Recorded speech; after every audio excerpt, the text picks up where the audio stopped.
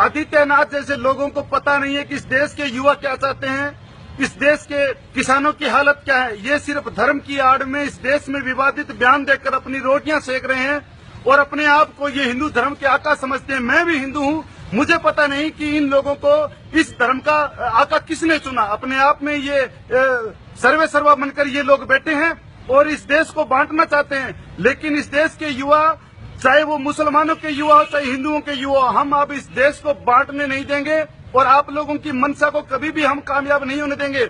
आपको पता नहीं है कि जिस संसद की कैंटीन में बैठकर आप खाना खाते हो, वो रोटी का आटा सिखों के खेत से भी आता है, हिंदू के खेत से भी आता है और मुसलमान के खेत से भी आता है। लेकिन तुम लोगों को पता नहीं है, तुम वास्तविकता से हटकर तुम लोग जी रहे हो, ये हम सब जानते हैं। तुम तब कहाँ गए थे जब तुम्हारे ब्रांड एम्बेसडर बाबा रामदेव दिल्ली की सड़कों पे औरतों के कपड़े पहन के भागे, तब तो तुमने कोई बयान नहीं दिए।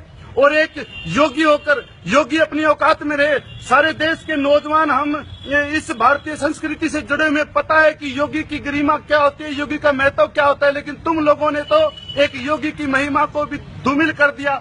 तुम्हें पता ही नहीं है कि योगी होता क्या है। योगी सिर्फ प्यार की भावना रखता है, लेकिन तुम लोग ऐशो आराम की जिंदगी जीते हो।